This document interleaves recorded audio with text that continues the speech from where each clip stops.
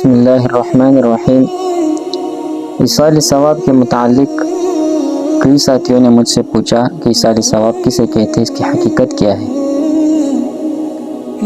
ایصال ثواب کی حقیقت یہ ہے کہ آپ کوئی نیک عمل کرے اور وہ حق تعالیٰ کے ہاں قبول ہو جائے تو اس پر جو اجر و ثواب آپ کو ملنے والا تھا، آپ یہ نیت یا دعا کر لیں کہ اس عمل کا ثواب فلان زندہ یا مرحوم کو عطا کر دیا جائے۔ یہ ایصال ثواب کی حقیقت ہے۔ اب اس میں جو ہے 3 مسئلے ہیں۔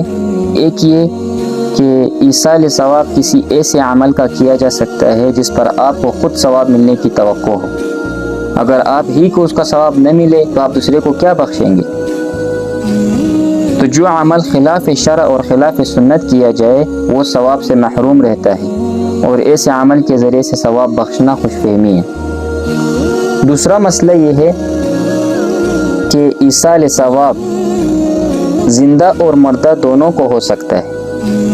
مثلا اگر آپ 2 رکعت نماز پڑھ کر اس کا ثواب اپنے والدین کو یا پیر مرشد کو ان کی زندگی میں بخش دے تو بخش سکتے ہیں، اور اسی طرح ان کے وفات کے بعد بھی آپ جو ہے ان کو ایصال ثواب کر سکتے ہیں۔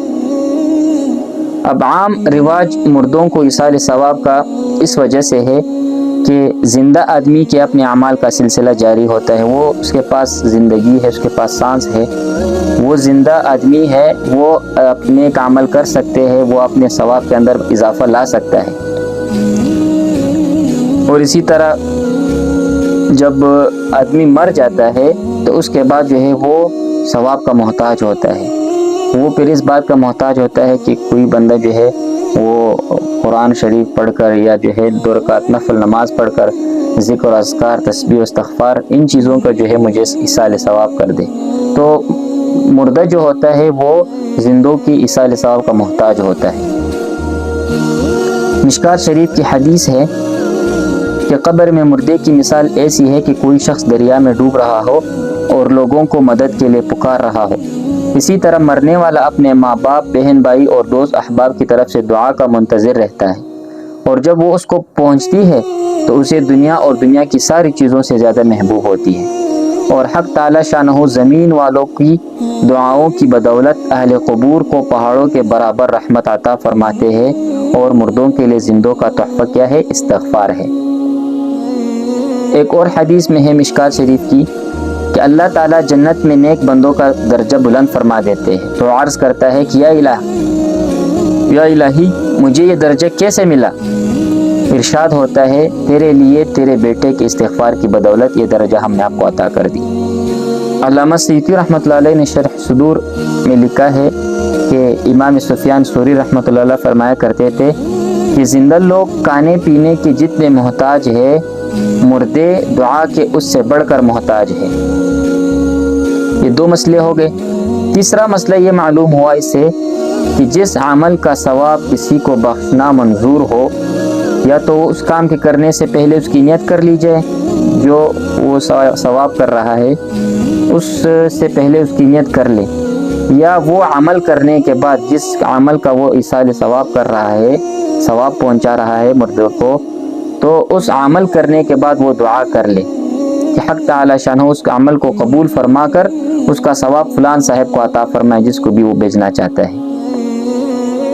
دوسری بات یہ ہے کہ میت کو، کسی مردے کو اگر کوئی ثواب پہنچانا چاہتا ہے تو وہ صرف نفلی عبادات کا ثواب وہ پہنچا سکتا ہے، فرائض کا ثواب کسی دوسرے کو نہیں پہنچا سکتا، کسی دوسرے کو بخشنا صحیح نہیں ہے۔ فرض نماز پڑھ لیا اور کہتا ہے کہ میں جو ہے اس کا ثواب اس مردے کو پہنچانا چاہتا ہوں، اللہ کی طرف سے اللہ جو ہے اس کا ثواب اس کو بھی پہنچا دے، تو اس طرح نہیں ہو سکتا۔ فرائض کا جو ہے وہ صرف آپ کو ثواب ملے گا کیونکہ وہ تو فرض ہے۔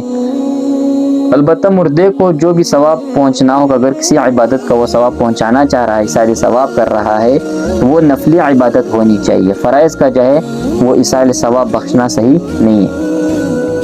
اسی طرح ہر نفلی عبادت کا ثواب بخشنا صحیح ہے مردے کو، مثلا دعا ہو گیا، استغفار، ذکر و تسبیح، درود شریف، تلاوت قرآن مجید، نفلی نماز، روزہ، صدقہ، خیرات، حج، قربانی وغیرہ، ان سب کا جو ہے جو نفلی اس طرح یہ مسائل ہو، اگر نفلی ہے، حج بھی نفلی ہے، تو پھر یہ جو ہے ان چیزوں کا جو ہے نفلی عبادات کا ثواب وہ بخشنا صحیح ہے، فرضی عبادات کا ثواب بخشنا صحیح نہیں ہے۔ ایک اور بات سمجھ لے کہ ایصال ثواب کے وقت یہ نہ سمجھے کہ ایصال ثواب کے لیے جو چیز صدقہ و خیرات کیا جاتا ہے وہ بعین ہی میت کو پہنچتی ہے، بعین ہی وہ میت کو نہیں پہنچی وہی چیز، بلکہ صدقہ و خیرات کا جو ثواب آپ کو ملنا تھا ایصال ثواب کی صورت میں وہی ثواب میت کو ملتا ہے۔